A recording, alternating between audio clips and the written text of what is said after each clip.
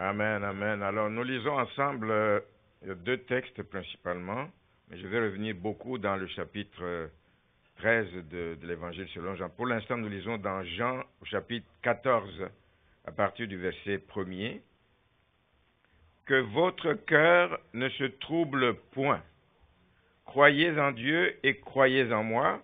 Il y a plusieurs demeures dans la maison de mon Père. Si cela n'était pas, je vous l'aurais dit. Je vais vous préparer une place. Et lorsque je m'en serai allé et que je vous aurai préparé une place, je reviendrai et je vous prendrai avec moi, afin que là où je suis, vous y soyez aussi. Amen. Nous lisons un autre texte, toujours dans le même évangile, Jean 14. Je vais au verset 25. Je vous ai dit ces choses, c'est des choses sur lesquelles je vais revenir dans le message. Je vous ai dit ces choses pendant que je demeure avec vous, mais le Consolateur, l'Esprit Saint que le Père enverra en mon nom, vous enseignera toutes choses et vous rappellera tout ce que je vous ai dit. On oublie tellement. Saint-Esprit est là pour nous rappeler tout ce que le Seigneur nous a dit. Parce que si nous le savons et si nous le mettons en pratique, c'est ça qui va nous assurer le succès. C'est ça qui va nous assurer d'aller de l'avant et de porter des fruits qui plaisent à Dieu. Verset 27, je vous laisse ma paix, la paix, je vous donne ma paix, je ne vous donne pas comme le monde donne. Encore il répète que votre cœur ne se trouble point et ne s'alarme point. Amen. Amen. Vous pouvez vous asseoir. C'est le titre du message. Que votre cœur ne se trouble point. Vous avez compris, dans les chants, on a beaucoup parlé, on avait besoin de rafraîchissement parce qu'on est fatigué. On est fatigué par des situations, on est fatigué par des mauvaises nouvelles, on est fatigué par des mauvais traitements, etc. On est fatigué par des cas de maladie, on est fatigué par le manque de paix intérieure. Mais notre cœur doit être guéri, que notre cœur ne se trouble point à cause de tous ces événements, parce que nous avons un bon berger, parce que nous avons Dieu grand et redoutable par ses œuvres qui peut faire toute la différence. Ça va dans le même sens que le message de dimanche dernier, où j'ai invoqué l'importance d'attendre le temps de Dieu. Lorsqu'on fait face à des difficultés, lorsqu'on fait face à des souffrances de toute nature. Dans des moments comme ça, justement, il y a une attitude qu'un enfant de Dieu doit adopter. C'est une attitude de confiance. Gardez confiance. Gardez la paix. L'ennemi veut nous voler la paix. Et quand il a volé la paix à quelqu'un, il devient fragile. Gardez confiance, gardez la paix, peu importe les problèmes. Même s'il se précipite à votre porte, vous dites, wow, ça va s'écrouler sur moi. Gardez la paix, gardez confiance, parce que le Seigneur connaît toutes choses. Il n'est pas surpris par ce qui vous arrive. Amen. Gardez confiance. Vous entendez comme moi, aujourd'hui, peut-être j'appelle ça une autre sorte d'évangile qu'on entend souvent dans les milieux où il n'y a plus de place aux souffrances. Oh non, non, non, un enfant de Dieu, pas question. C'est quoi cette affaire? Il n'y a plus de place aux souffrances. Il n'y a pas d'épreuve dans la vie des enfants de Dieu. Tout est rose, tout baigne dans l'huile. Quel évangile? Ce n'est pas en tout cas l'évangile que je connais. Parce que quand on lit, je lisais hier soir beaucoup de textes. J'en prends juste deux. Pierre, Paul, etc. en parlent abondamment. Dans Romains 8, au verset 18, Paul dit, il n'y a pas de commune mesure entre les souffrances du temps présent. Il n'y a pas de commune mesure entre les souffrances du temps présent. C'est-à-dire qu'elles existent dans les temps présents. Et de plus en plus d'ailleurs, dans les temps présents et la gloire à venir. Il n'y a pas de commune mesure. On n'est pas encore dans la gloire. Là, ça va être différent. Mais aujourd'hui, tant que nous sommes ici-bas, là où l'ennemi travaille, là où l'ennemi frappe pour arrêter, là où l'ennemi veut décourager les gens, il y aura des souffrances. L'apôtre Pierre dit aussi dans 1 Pierre au chapitre 4, le verset 19, que ceux qui souffrent selon la volonté de Dieu, 1 Pierre 4, verset 19, que ceux qui souffrent selon la volonté de Dieu remettent leur âme au fidèle Créateur, mais en faisant le bien. En faisant le bien. Ça veut dire que ça arrive dans la vie des enfants de Dieu qui est la souffrance. Mais même quand nous ne passons pas le temps de souffrance, nous savons que nous ne sommes pas seuls. Si nous mettons notre confiance en lui, il va nous tenir par la main, il va nous entourer pendant ce temps, il va nous éviter de tomber dans le fossé. Bien-aimés, ce genre d'enseignement n'est pas bon, où on veut éliminer la souffrance de la vie des enfants de Dieu. Nous ne voulons pas, il ne faut pas chercher la souffrance, mais elle va arriver parce que nous sommes encore sur terre où l'ennemi travaille. Donc c'est des enseignements qui ne forment pas des chrétiens solides. Ce sont des enseignements qui forment des chrétiens qui sont faibles, des chrétiens qui sont instables, des chrétiens qui sont prêts à abandonner, qui sont prêts à se retirer au moindre petit problème. Ce sont des chrétiens qui sont prêts à, aussitôt qu'il y a le moindre problème, dans cette église, on ne sait pas prier pour des gens, je vais voir ailleurs. Oui, tu vas avoir des problèmes, tu vas encore voir ailleurs. C'est des voyageurs. Ce n'est pas le vrai évangile. Ce n'est pas le vrai évangile. Et ce n'est pas ce genre de chrétiens que Jésus a voulu former, de disciples que Jésus a voulu former. Ce n'est pas ce genre de disciples que les apôtres ont voulu former. Ce n'est pas ce genre de disciples que nous voulons aussi former dans cette église. Mais nous voulons des disciples qui sont prêts à combattre, comptant sur le Seigneur. Pas avec leur propre force, mais en comptant sur le Seigneur, en gardant la foi et la paix que Jésus donne. Merci Seigneur. Alors, les deux textes, quasiment le chapitre 14 de Jean, se situent, si vous lisez bien, vers la fin, déjà vers la fin du ministère de Jésus sur la terre.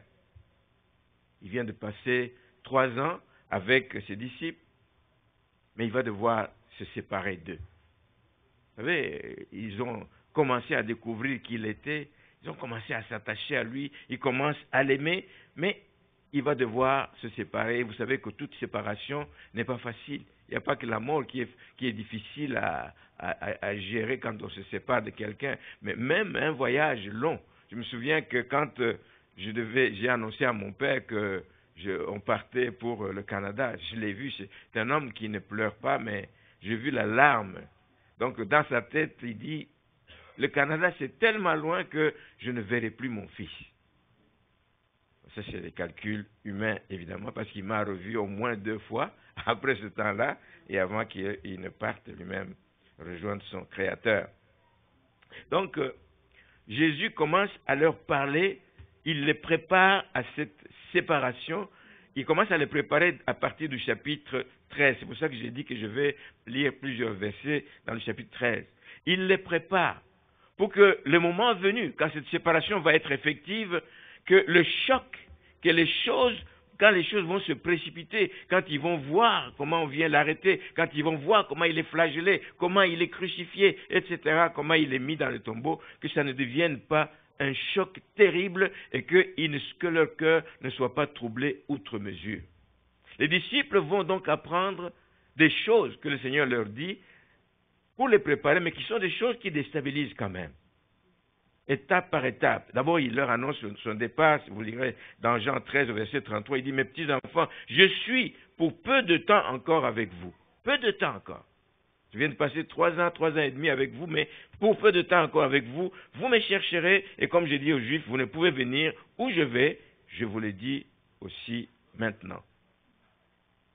Celui à qui ils se sont confiés, celui sur qui ils ont compté, celui pour qui ils ont tout quitté. Plusieurs étaient des pécheurs, plusieurs avaient leur job, ils ont quitté pour le suivre. Il va les abandonner, il va les quitter, il va même mourir. Il va même mourir. Alors, qu'est-ce qu'ils vont devenir? C'est la question qui passe dans leur tête. Allons-nous revenir à notre ancienne vie? Est-ce que nous allons encore Qu'est-ce que nous allons devenir? Non seulement ça, mais comment est-ce que nous serons traités? Nous avons vu comment on a traité notre maître. C'est les mêmes personnes avec qui nous allons continuer à vivre. Comment est-ce qu'ils vont nous traiter? L'inquiétude peut naître dans leur cœur. Et Jésus ne leur cache pas ce qui les attend ne va pas être justement facile. Mais il leur dit, je ne vous laisse pas comme ça. Je vous laisse quelque chose que le monde ne peut pas donner. Je vous laisse ma paix. Ma paix. La paix du Seigneur nous permet de passer par des temps où les gens autour de nous se demandent Comment ça se fait qu'il tient encore debout? Comment ça se fait qu'il va encore à l'église? Comment ça se fait qu'il peut encore prier alors que des années, il est dans la misère, il est dans des problèmes? Mais il a la paix du Seigneur. Une paix profonde qui ne s'achète pas avec l'argent. Une paix profonde que tes parents ne peuvent pas te donner. Une paix profonde que seul le Seigneur peut nous donner. Jean 16, 33. Je vous ai dit ces choses. Pas parce que je vais vous troubler, mais pour que vous ayez la paix en moi. Ça n'empêche que vous aurez des tribulations dans le monde. Vous les aurez. Mais prenez courage parce que j'ai vaincu le monde. Amen. J'ai vaincu le monde. Donc, il leur annonce son départ, ce qui n'était pas une bonne nouvelle. La deuxième chose, Jésus fait un geste inattendu. Il leur lave les pieds. Il va laver les pieds de ses disciples. N'oubliez pas que Jésus, pour eux, est leur maître. Et dans les habitudes de cette époque là-bas, ce n'est pas le maître qui va laver les pieds de ses disciples. Ça pourrait être l'inverse. C'est d'ailleurs un travail qui est réservé aux esclaves, aux gens de basse classe. Mais Jésus va laver les pieds de ses disciples. C'est hors de tout bon sens qu'un maître lave les pieds de ses disciples. Dans Jean 13, au verset 14, il est dit, « Si donc, et il leur explique son geste, si donc je vous ai lavé les pieds, moi, le Seigneur et le Maître, vous devez aussi vous laver les pieds les uns aux autres. Vous devez le faire. Car je vous ai donné un exemple afin que vous fassiez comme je vous ai fait. » Je viens de dire que la tâche que Jésus a accomplie, c'est une tâche qui était réservée plutôt aux esclaves, aux gens de bas niveau. Et c'est ce que Jésus leur demande. Ils vont devoir laver les pieds les uns des autres. Oui, là, ils se connaissent, peut-être ils sont un groupe restreint à 12 ou un peu plus, mais après, il va y avoir d'autres disciples. Il faudra leur laver les pieds aussi. C'est une tâche qui, aux yeux des gens, rabaisse quelqu'un. C'est une tâche qui rabaisse celui qui exécute la tâche. C'est une tâche qui va à l'encontre des attentes normales d'un être normal. Un être normal veut l'élévation, n'est-ce pas? Ça n'a pas l'air d'être votre cas. Un être normal veut être élevé. Il veut être reconnu par sa famille, par ses amis. C'est ça l'attitude normale. Généralement, c'est ça. On veut être plutôt élevé, on veut être reconnu aux yeux de tous. En tout cas, si ce n'est pas votre cas, posez-vous des questions. On veut être reconnu. Quand on a fait un bon geste à quelqu'un, on s'attend qu'il nous dise merci. On s'attend qu'il reconnaisse qu'on lui a fait du bien. C'est cela que l'on est. Mais rappelez-vous que un des problèmes majeurs des disciples, pendant qu'ils étaient avec Jésus, c'était ils discutaient entre eux pour montrer combien on veut tous être élevés. Tout le monde veut être l'ami de Jésus, tout le monde veut être proche de Jésus. Jean et Jacques ont voulu être, ils ont fait jouer leur main pour dire, mais les jours tu seras dans ton royaume, parce que les gens croyaient que il vient implanter son royaume sur terre. Mais n'oublie pas mes deux enfants. On veut qu'ils soient bien, il faut qu'ils soient dans des bonnes positions. C'est ça que nous aimons. Pas des tâches basses, pas des tâches qui nous rabaissent aux yeux des gens, mais nous voulons être élevés. Ils voulaient que ces enfants soient sur des places d'honneur dans le royaume de Christ. Or, ce que Jésus enseigne ici est plutôt troublant. Il dit, vous devez vous laver les pieds les uns aux autres. C'est contraire donc à ce qu'ils espéraient eux aussi en suivant Jésus-Christ. Ils espéraient être d'un jour dans son gouvernement, occuper des postes grands et être honorés parce qu'ils ont servi le Seigneur, ils ont travaillé à ses côtés. Donc, il leur lave les pieds et il passe un message, nous allons voir, c'est un message qui les appelle à l'humilité. La troisième chose que Jésus va faire à ses disciples, là encore une fois, il les surprend. Il les surprend en disant il annonce que je vais être trahi par l'un des disciples, sans nommer lequel. Je me suis demandé, il ne l'a pas nommé, mais il a dit, dans Jean 13, 18, ce n'est pas de vous tous que je parle, ce n'est pas de vous tous, je connais ceux que j'ai choisis, mais il faut que l'Écriture s'accomplisse. Que dit l'Écriture? C'est celui qui mange avec moi le pain a levé son talon contre moi. Un peu comme un cheval lève son talon contre son maître, il va lever son talon contre moi. Et au verset 21, il dit, ayant ainsi parlé, Jésus fut troublé en son esprit et dit expressément, en vérité, je vous le dis, l'un de vous me livrera. Jusque-là, il reste vague. Alors imaginez l'atmosphère. L'atmosphère qu'il y a parmi eux pendant qu'ils sont avec le Seigneur. C'est un moment difficile où tout le monde se pose la question de savoir, est-ce que c'est moi et c'est qui? C'est qui? Ils sont surpris d'apprendre cela. Ils sont troublés d'apprendre que parmi eux qui ont évolué ensemble avec le Seigneur, parmi eux, quelqu'un puisse avoir une telle pensée de trahir le Maître, de devenir un traître, après tous les bienfaits que le Seigneur leur a fait.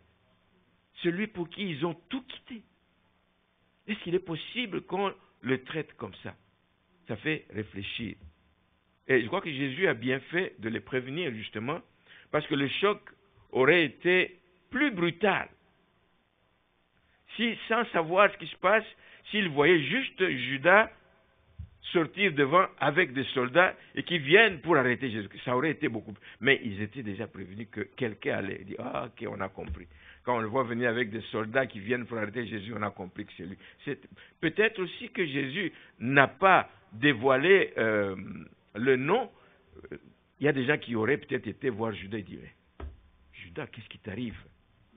Réfléchis à ton geste, réfléchis.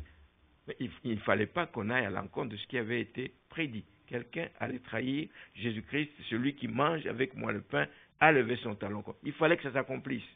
Il fallait que ça s'accomplisse. Donc l'atmosphère n'était pas bonne. Jésus a bien fait, évidemment, de les prévenir. Le dernier point que Jésus a soulevé, un autre qui vient troubler. C'est toutes des situations qui déstabilisent les personnes. C'est d'annoncer le reniement de Pierre. Waouh! Comme si l'histoire de Judas n'était pas suffisante. Il dit en plus, il dit, mais toi, là, tu dis que tu vas me suivre partout où je vais, lisons-le dans Jean 13, verset 37. Seigneur, dit Pierre, pourquoi ne puis-je pas te suivre maintenant? Il dit, je donnerai ma vie pour toi. Je suis prêt à donner ma vie pour toi. Et Jésus répondit, tu donneras ta vie pour moi? Vraiment? C'est moi qui ajoute ça. Tu donneras ta vie pour moi? Vraiment? Il y a en vérité, je te le dis, le coq ne chantera pas que tu ne m'aies renié 3 fois. Hop. Il ne l'a pas dit en aparté, les autres l'ont entendu. Il ne l'a pas dit en aparté, les autres l'ont entendu. C'est déstabilisant. Toutes les révélations que Jésus vient de leur faire, c'est facile de comprendre que le groupe des disciples qui étaient autour de lui soit agité, soit bouleversé, se pose des questions à cause de toutes ces annonces que Jésus vient de leur faire. C'est peut-être le temps aussi où chacun commence à se poser des questions. Mais même le peu de temps qui va rester avec nous, est-ce que moi non plus je ne vais pas faire un geste, je ne vais pas poser un acte qui va aller à l'encontre de tout ce que j'ai toujours voulu faire, se mettre en garde personnellement, commencer à se remettre en question et se demander, est-ce que je suis à l'abri, moi, de tomber comme Pierre, comme Judas? Est-ce que je suis à l'abri? Est-ce que je ne suis pas à risque? Donc c'est un moment de déstabilisation qu'ils sont en train de vivre pendant ce temps. Mais Jésus ne les a pas laissés comme ça. C'est un bon maître, c'est un bon berger, il connaît ses brebis et tout, et il leur a fait des recommandations. Après avoir annoncé tout ça, il est conscient de l'agitation qui venait d'envahir le cœur de ses disciples. Il ne pouvait pas les laisser justement dans cet état sans les rassurer. Il voulait qu'après lui, qu'ils continuent l'œuvre. Il avait donc besoin d'être rassurés. Et la meilleure façon de les rassurer, c'est de leur faire des promesses, parce que ces promesses sont oui et amen. Ce qu'il dit, ça va s'accomplir. Il leur fait des promesses, et des promesses majeures que l'on voit au chapitre 14. Nous venons de lire ce texte. Que votre cœur ne se trouble point. Croyez en moi, croyez en Dieu et croyez en moi. Je m'en vais, je vais vous préparer une place afin que vous y soyez. Les promesses que la séparation qu'il a annoncée, elle est certes douloureuse, mais elle n'est que temporaire. Gloire à Dieu. Elle n'est que temporaire, parce qu'il viendra les chercher. Il promet qu'il viendra les chercher. Lorsque je m'en serai allé et que je vous aurai préparé une place, je reviendrai.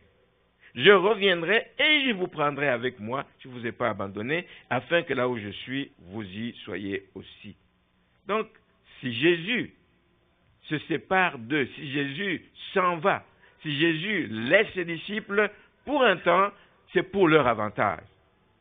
Et nous savons que c'est pour notre avantage aujourd'hui aussi qu'il est donc parti au ciel. Je m'en vais, c'est pour votre avantage. C'est pour une bonne cause que je m'en vais. Ce n'est pas une caprice que je fais. C'est pour vous préparer une place au ciel. Loin de tous ces problèmes, loin de tous ces tracas de tous les jours, loin de toutes ces attaques de l'ennemi, loin de toutes ces maladies, loin de tous ces cette pauvreté, loin de ces guerres, de ces bruits de guerre, loin de tout ça. Je m'en vais vous préparer une place dans la maison de mon Père. Mais ce n'est pas tout. Ce n'est pas tout.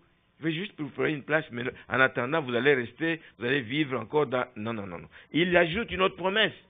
Il dit, mais même quand je serai parti, je ne vous laisserai pas orphelins. Vous ne resterez pas comme des orphelins. Il dit qu'il priera lui-même son Père, puis qu'il envoie un consolateur, un autre consolateur, qui viendra les rassurer de la présence divine dans leur vie de tous les jours, pendant leur traversée ici-bas. Je ne suis pas là, mais un autre consolateur sera là. Il va vous assurer de la présence de Dieu. Vous n'êtes pas seul et il va être avec vous donc pendant que vous êtes ici sur terre. Et moi, je prierai le Père, au verset 16, chapitre 14, verset 16. Et il vous donnera un autre consolateur afin qu'il demeure éternellement avec vous, l'esprit de vérité que le monde ne peut recevoir parce qu'il ne le voit point, ne le connaît point. Mais vous, vous le connaissez car il demeure avec vous et il sera en vous. Il dit, je ne vous laisserai pas orphelins, je viendrai à vous. Celui qui fait cette promesse est vrai. Celui qui fait cette promesse est capable. Ce qu'il dit, il l'accomplit et il l'accomplit certainement. C'est pas tout. Il y a encore une autre promesse qu'il leur fait. C'est la promesse d'une paix que le monde ne peut vous donner. Une paix profonde. Une paix que je vous donne qui est en mesure de vous aider à bannir la crainte, la peur. Une paix qui est là pour garder votre cœur tranquille, en paix, dans toutes les circonstances. Lorsque l'avenir est incertain, comme dans les temps actuels, les nouvelles que nous avons, les nouvelles que nous entendons, des fois on ne les cherche pas, des nouvelles viennent dans tous les sens, par toutes sortes de moyens, etc., mais qui viennent là pour déstabiliser les gens. On parlait hier, on écoutait hier, ou c'est Donna qui a lu, je ne sais pas, quelque part, la situation des personnes, certaines personnes âgées, qui se plaignaient, qui montraient, voilà, moi j'ai 95 ans, mais j'ai 10 000 $ de dette, je ne sais même pas comment je vais les payer. Parce que je contacte des dettes parce que l'instabilité est en l'air. L'instabilité est en l'air. Même ceux qui travaillent, ils ne sont pas sûrs de garder nécessairement leur emploi longtemps, etc. L'instabilité est en l'air. Même lorsque tout ça nous envahit, il y a une paix qui vient de Dieu. Amen. Il y a une paix profonde que Dieu nous donne, que le Seigneur nous donne, pour que nous puissions passer à travers des circonstances difficiles. Je vous laisse la paix. Je vous donne ma paix, pas comme le monde donne, mais que votre cœur ne se trouble point et ne s'alarme point. En réalité, toutes ces choses sont là. Et l'ennemi les gonfle, et l'ennemi les multiplie, et l'ennemi veut vous montrer, il dit, mais vous êtes finis. Regardez, vous allez terminer vos jours. Comment? Ceux qui ont travaillé toute leur vie, les retraites ne suffit pas pour faire ceci. Alors, tous ceux qui viennent après disent, oh. Et on entend tellement de peur dans le langage des gens aujourd'hui. Mais nous savons que Dieu, notre Dieu, est riche. Notre Dieu dispose de toutes choses. Même en temps de crise, il est capable d'envoyer des corbeaux pour nous nourrir. Amen. Nous avons cette foi que nous n'allons pas mourir de faim. Nous avons cette foi que nous n'allons pas manquer parce que celui qui nous a créés, celui qui nous a choisis, celui qui nous a appelés, va pourvoir à nos besoins. Le message est adressé aux disciples pour que leur foi ne défaille pas, mais que leur foi soit fortifiée, qu'elle reste fermement attachée à celui en qui ils ont cru. Et c'est ce qui est arrivé. La paix que Jésus leur a laissée leur a permis de passer à travers tout ce temps de crucifixion. Jésus a été enseveli, il est ressuscité, il y a eu des persécutions, etc. Mais ils ont gardé la paix. Et on le voit qu'après la résurrection, les choses ont changé. C'est surtout après l'effusion du Saint-Esprit, les choses ont complètement changé. Maintenant, est-ce que nous réalisons, bien aimés, que ces promesses ne viennent pas d'un homme? Elles sont pour nous aussi. Cette paix qu'il donne, il ne l'a pas donnée juste à ses disciples qui étaient avec lui à cette époque-là.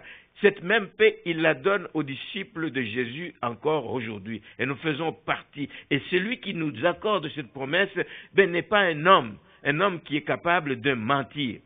Ça veut dire quoi? Ça veut dire que si nous prenons au sérieux ces promesses, si nous croyons en ces promesses, mais elles vont produire en nous quelque chose que rien d'autre ne peut produire.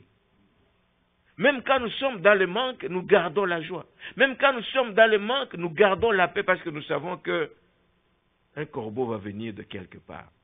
Il y a une histoire que j'ai lue, ça m'a fait rire, c'est une famille chrétienne. Comme on en connaît, moi je connais aussi une famille qui n'avait pas beaucoup de moyens, mais qui servait vraiment le Seigneur. Servait vraiment le Seigneur pendant des années, qui servait vraiment avec un cœur dévoué, mais il n'avait pas grand-chose. Mais ils priaient Dieu, et le Seigneur leur a dit, ne faites appel à personne. Ne faites appel à personne. Attendez, gardez silence, vous allez voir comment j'interviens. Et Dieu est intervenu à chaque fois. Quand ils étaient au niveau où la madame venait d'accoucher, elle avait un bébé, à un moment donné, l'enfant a tété, mais quand la maman ne mange pas assez, ça devient difficile. À ce moment-là, quelqu'un, Saint-Esprit parle à quelqu'un, et il va là-bas. Et il vient, il leur apporter ce qu'il faut. Au moment, alléluia, pas une fois, pas deux fois. Ça, ce n'est pas du temps de Jésus, c'est aujourd'hui. C'est dans le siècle présent. Dieu le fait. J'entendais cet enfant qui disait... nous avons fait, la maman disait, il leur parlait de l'histoire de corbeau qui avait nourri Élie quand il était dans le désert, là, le corbeau lui amenait du pain et tout. Et l'enfant connaissait l'histoire. Et puis, il attend la journée, la soirée achève, il ne voit toujours pas de corbeau. Puis, l'enfant sort dehors, il regarde sur la rue, il voit un monsieur qui est habillé comme moi, mais pas avec chemise bleue comme ça, mais une chemise blanc et noire. Il dit, maman, j'ai vu le corbeau. J'ai vu le corbeau. Et il va voir le monsieur, il dit, mais c'est vous, c'est le corbeau. Il commence à demander c'est quoi le corbeau, etc. Le monsieur a été touché par cette histoire, il passait. Mais il est allé acheter de quoi manger à la famille. Amen. Dieu travaille d'une manière ou d'une autre. Nous ne savons pas comment, nous ne pouvons pas le limiter. Mais nous avons juste à lui faire confiance. Un cœur d'enfant qui sort et dit, maman, j'ai vu le corbeau. Et oui, c'était le corbeau. Amen. Et ils ont pu manger. Nous devons donc prendre au sérieux les promesses de Dieu et vont produire en nous la joie, la force pour traverser toutes sortes de tempêtes, toutes sortes d'inconnus que nous réserve la vie ici-bas. Ça, c'est très bien. Voilà ce qui est arrivé aux disciples. Vous savez comment ils ne pouvaient, rien ne pouvait les arrêter, je vais en parler. C'est que si eux, après le départ de Jésus, même après sa résurrection, ils ont connu des menaces, déjà qui les empêchaient d'évangéliser. Ils ont connu des persécutions. Ça a été pour eux des moments sombres. Ça a été des moments sombres, etc. Oui, mais toutes ces persécutions, toutes ces situations difficiles ne les ont pas arrêtés dans leur mission. Ils n'ont pas été arrêtés, ils ont été jetés en prison, ils ont été emprisonnés plusieurs fois. Mais ils n'ont pas été arrêtés dans leur mission parce qu'ils avaient reçu quelque chose du Seigneur. Ils avaient reçu cette paix profonde qui dit nous continuons le travail parce qu'il s'occupe de nous. Il sait ce qui nous arrive et il sait jusqu'où nous sommes capables de supporter. Donc, ce qui leur est arrivé, c'est qu'on les a vus plus tard être traités des gens qui ont bouleversé le monde. Partout où ils passaient, ils bouleversaient le monde avec l'évangile. L'évangile gagnait des cœurs des gens, les gens se convertissaient. Il n'y a donc aucun doute que les promesses du Seigneur sont fiables. Pour nous aussi aujourd'hui, les promesses sont fiables. Donc nous pouvons aussi donc continuer à servir le Seigneur. même quand les choses vont mal dans notre vie. Même quand nous sommes menacés au travail, même quand nous sommes menacés par la maladie, nous pouvons continuer à témoigner dans le monde de l'œuvre du Seigneur. Mais nous devons le faire en toute confiance. Nous devons le faire en toute confiance, comme nos prédécesseurs dans la foi l'ont fait. Ce qu'ils disaient, c'est quoi? Quand on les interdisait, on leur interdisait de parler, ils disent non. Jugez-en vous-même. Faut-il obéir aux hommes plutôt qu'à Dieu? Dans Acte 4, versets 19 et 20. Dis, est-ce que nous pouvons ne pas parler de ce que nous avons vu et de ce que nous avons entendu? Une force, cette paix leur a donné la force intérieure de dire, il nous a dit de continuer l'œuvre, nous continuons l'œuvre et il le combattra pour nous. Alors nous vivons aussi dans des temps d'incertitude, pas encore de persécutions, mais elles sont déjà là, sous une forme peut-être différente des persécutions que les anciens ont connues, mais elles sont déjà là. Je ne sais pas, quelqu'un qui nous en parlait mercredi, je crois que c'est Jacques qui nous en parlait mercredi. On nous interdit de prier en public, on nous interdit de citer, de pécher par leur nom, on nous interdit de prêcher sur ceci, sur cela, on nous interdit beaucoup. Nous vivons des temps d'incertitude, nous ne savons pas jusqu'où ça va aller. Il y a beaucoup d'inquiétudes même dans la vie des gens de l'Église et toutes ces choses qui se vivent dans les cœurs des gens. Je ne vais pas mettre la diminution dans les fréquentations des membres dans les églises sur le compte de ces inquiétudes, mais ça joue quelque part. Même les chrétiens aujourd'hui, quand ils voient beaucoup de problèmes se multiplier dans leur vie, c'est comme s'ils ont l'impression que le Seigneur n'entend plus nos prières, le Seigneur ne fait plus rien pour moi. Il y a comme un refroidissement, un refroidissement qui arrive, il y a comme un laisser-aller. Il y a une fatigue, comme on a dit. C'est pour ça que nous avons besoin des temps de rafraîchissement. C'est pour ça qu'on en a besoin. Nous allons vraiment c'est notre thème l'année prochaine, des temps de rafraîchissement. Seigneur, envoie des temps de rafraîchissement pour que nous puissions continuer ton œuvre. Donc nous vivons aussi ces temps parce qu'il n'y a rien de nouveau sur le soleil.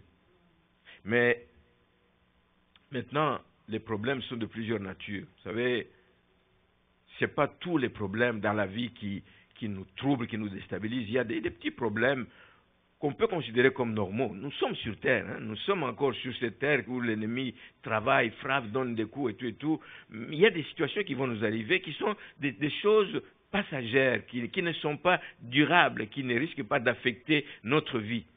Je donne un exemple peut-être avec lequel tout le monde ne sera pas d'accord. Quand un jeune homme s'est fiancé à une jeune fille, que la jeune fille le quitte, est-ce que c'est la fin du monde? Ce n'est pas la fin du monde. Oui, ça fait mal sur le coup, mais la vie continue. Il va se trouver une autre fiancée. C'est difficile, mais ça continue. Tu fais un léger accident sur la route, mais il ne faut pas en faire un drame. Il y a des gens qui vont dire, mais écoute, ça fait déjà le deuxième accident que je fais. Alors il faut que je fasse... Non, il y a des choses qui sont normales. Il y a des choses qui sont normales, etc. Mais il y a des choses qui sont plutôt anormales, qui ont un impact à plus long terme, à moyen, à long terme dans la vie de quelqu'un, qui vont troubler vraiment la personne, qui vont lui enlever toute joie, toute paix, qui vont même affecter sa santé. Quand une personne vit des problèmes qui l'amènent à avoir des insomnies, il n'arrive plus à dormir parce qu'il est en train de penser à ce problème. Tu te tournes dans ce sens, ce problème est dans la tête. Ça rend malade. Ça rend malade, ça crée un stress dans la vie des gens. Ça amène des gens à vivre de la haute pression. Des trucs, des séparations dans les couples, ça crée des problèmes. Le manque d'amour manifesté aux enfants, ça crée des problèmes dans la vie de ces enfants à long terme. Les enfants deviennent rebelles à cause de ces choses-là. Mais est-ce que nous allons vivre juste comme ça, ou est-ce qu'il y a un moyen d'en sortir? Est-ce que nous avons le moyen de sortir de ce siècle, de ces situations? Oui, il y a des moyens. Maintenant, il y a toutes sortes de moyens aussi.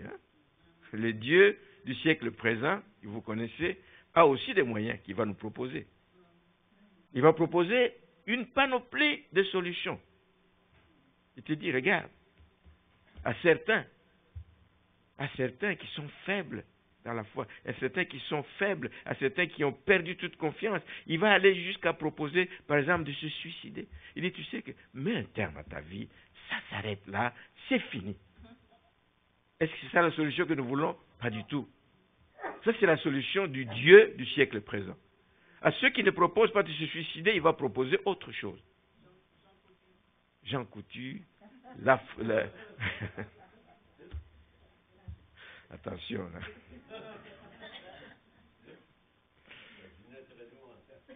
Amen. Il va se tourner et demander à d'autres de se tourner sur des solutions qui ne sont que des solutions passagères, qui ne sont même pas des solutions, qui sont des semblants de solutions. Il va se tourner dans les jeux. Ça va te distraire. Va jouer, va jouer au casino. Mais vous connaissez la conséquence. Tu es en train de ruiner ta poche. Tu es en train de te ruiner sa santé à terme. À d'autres, il va demander de l'alcool. À d'autres, il va demander de la drogue. Comme je parlais à quelqu'un, il me dit, mais pasteur, mais tu sais que c'est légal. Comment est-ce qu'on peut encore exhorter des gens aujourd'hui là? Parce que la réponse qu'ils vont vous donner, il dit, mais c'est légal, pasteur. Tu n'es pas au courant? C'est légal. Quand je ne dors pas, je prends la drogue. J'espère qu'il n'y en a pas dans cette église. Au nom de Jésus-Christ. La paix doit nous venir du Seigneur. Je me couche et je m'endors en paix. Parce qu'il y a quelqu'un qui veille sur moi. Amen. Pas besoin de ces drogues. Je n'ai pas besoin. Pas se réfugier dans les jeux, dans la drogue. Ce sont des solutions qui semblent régler le problème, mais le problème n'est pas réglé. Parce que le problème, il reste entier. Il reste entier. Quand tu sors de ton état là-bas, tu regardes, tu réfléchis un peu, tu dis, hop, je l'ai encore ce problème. Il est encore là, présent dans ma vie. Donc tu n'as absolument rien fait. Au contraire, ça peut entraîner d'autres problèmes, comme je l'ai dit. Mais comme chrétien, notre solution doit venir d'où? Notre solution doit venir de ce que nous prescrit la parole de Dieu. Nous avons tout là-dedans. Toutes les solutions sont là-dedans. À nous d'aimer cette parole, à nous de la méditer. Ça va être une aide sûre dans le cheminement que nous avons à faire. Parmi des choses que la parole de Dieu nous recommande de faire, c'est de nous humilier. Nous avons parlé de ses disciples, c'est de nous humilier. L'humilité dans la vie d'un enfant de Dieu, ça nous aide à passer à travers beaucoup de problèmes. Mais lorsque nous faisons l'orgueil, nous faisons le gros dos, etc., nous sommes en train d'attiser encore les combats contre nous. Mais parfois, s'humilier, ça règle le problème. Soyons de simples serviteurs. Il y aura moins de problèmes comme ça. Des serviteurs simples du Seigneur. Des serviteurs qui évitent, et ça c'est des choses qu'on voit dans l'Église, qui évitent de mépriser l'autre. Il dit qu'il est pasteur. As-tu vu son église là? Arrête de mépriser l'autre. Arrête de mépriser l'autre. Juste penser à l'exemple de Jésus. Quand Jésus est venu, il a commencé son ministère. Par qui il a été baptisé? Ce n'est pas le Saint-Esprit qui est descendu pour le baptiser. C'est qui? C'est Jean-Baptiste. Il a donné de la valeur au ministère de Jean-Baptiste, qui disait lui-même que je ne suis même pas capable de délier les... Même Jean-Baptiste dit, ce n'est pas à moi de te baptiser. Jésus a donné l'exemple. Quand on s'humilie comme ça, bien aimé, on permet d'élever l'autre, de reconnaître les ministères des autres. Ce qui n'est pas le cas aujourd'hui dans l'Église de façon générale. Il y a tout le temps des comparaisons, il y a tout le temps des si, et ça crée des jalousies, ça crée des susceptibilités inutiles. Ça nous évite des problèmes. Nous devons apprendre à nous humilier, à être de simples serviteurs qui ne se servent pas du nom de Jésus-Christ, du nom de Dieu, pour s'élever absolument, pour assouvir leur soif, des ambitions plutôt personnelles, égoïstes, etc. Il y a des gens qui se servent. C'est quoi? C'est Dieu m'a dit. C'est quand les gens croient, aujourd'hui, tout là, Dieu m'a dit, et on croit. Dieu m'a dit, alors vous allez faire ce que je vous dis, parce que c'est Dieu qui m'a dit. Non, attention, il ne faut pas utiliser le nom de Dieu pour assouvir la soif. Soyez simple. Quand Dieu veut vous élever, il va vous élever, il va le faire en son temps et à sa manière. Mais aujourd'hui, nous voulons être tous des boss. Chacun bosse chez lui, chacun veut se bâtir son empire. C'est ce que nous voyons aujourd'hui. Malheureusement, c'est un comportement qui nuit à l'Église du Seigneur. L'Église du Seigneur en souffre terriblement et ça crée des divisions au sein de l'Église. Ce n'est pas ce que le Seigneur attend de nous. Je parlais de Jésus qui lavait les pieds de ses disciples. Jésus est un enseignant qui donne l'exemple. il n'enseigne pas des choses que lui ne peut pas faire, mais il donne l'exemple. Il veut montrer justement combien c'est important d'être humble. Parce que celui qui est humble, vous le lirez dans le Philippiens, le chapitre 2, c'est bien décrit, les 11 premiers versets, c'est bien décrit. Celui qui est humble, celui qui est méprisé par les hommes, celui qu'on minimise, etc., aux yeux des hommes, mais regardez aux yeux de Dieu comment il est honoré. Il est vraiment honoré aux yeux de Dieu.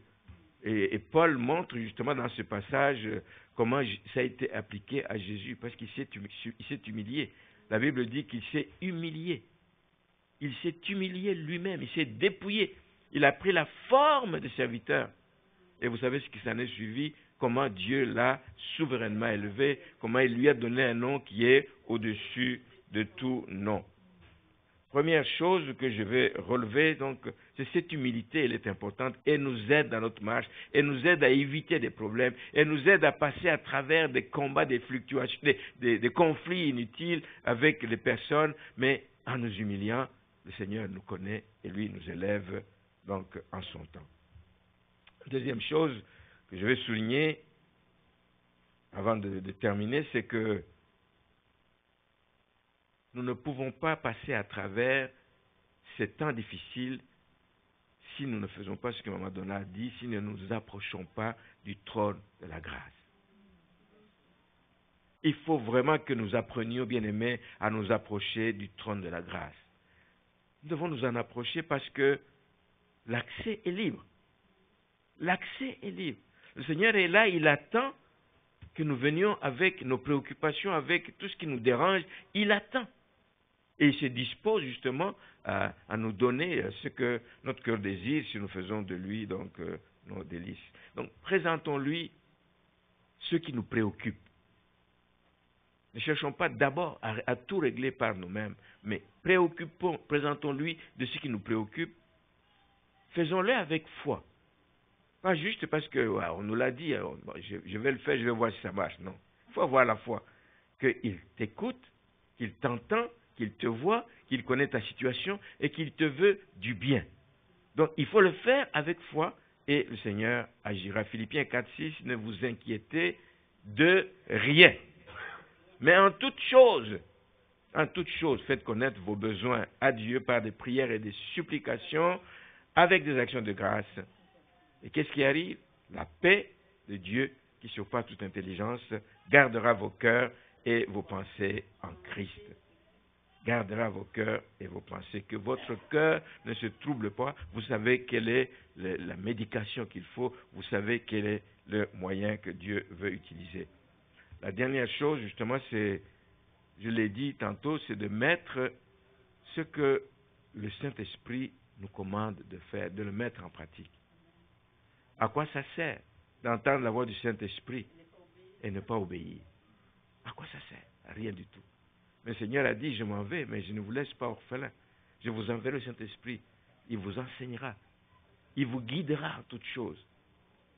Et il nous guide par les conseils qu'il nous donne. Et il nous montre le chemin à suivre. Mais à nous donc d'obéir et de mettre en pratique ce qu'il nous commande. Jésus a dit, croyez en moi, croyez en Dieu et croyez en moi. Croire en lui, c'est quoi? Croire en lui, c'est croire d'abord en son amour. Dieu nous aime. Point. Ne cherchez pas que Dieu nous aime. Il m'a aimé pendant quelques années. Non. Dieu nous aime. Il faut y croire. Si tu crois que Dieu t'aime, tu sais qu'il te veut du bien, tu sais qu'il se préoccupe de toi. Crois que Dieu nous aime. Croyons aussi en ses promesses. Elles sont oui et amen. Et Dieu est derrière ses promesses. Il y veille et il veut que ça s'accomplisse dans la vie de ceux qui croient en lui. Nous devons croire que Dieu ne change pas. Il ne change pas. Il est le même. Le Dieu d'amour, le Dieu de compassion, le Dieu de miséricorde. Il est le même.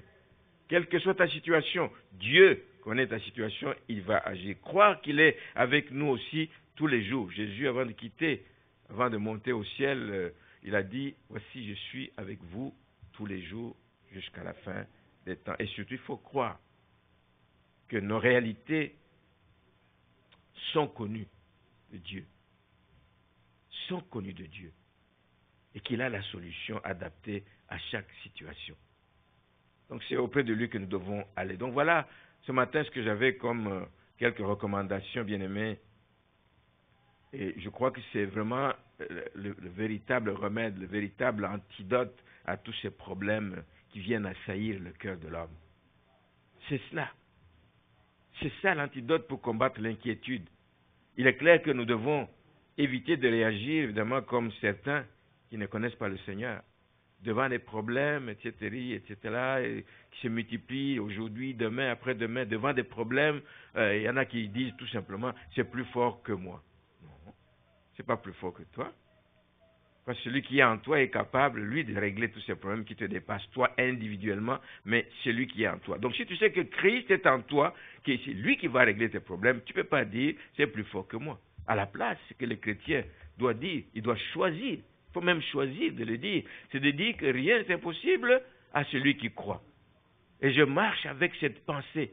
Dans les problèmes, ils se multiplient, mais je continue à croire que rien n'est impossible à celui qui croit. Et celui en qui j'ai cru est capable. Celui en qui j'ai cru est vivant et il règne. Ce que nous devons nous efforcer de dire, qui doit sortir continuellement de nos bouches, c'est que je m'attends à Dieu. Il y a un chant, je m'attends à toi. Je m'attends à toi. Je ne comprends pas ce qui m'arrive, mais Seigneur, je m'attends à toi.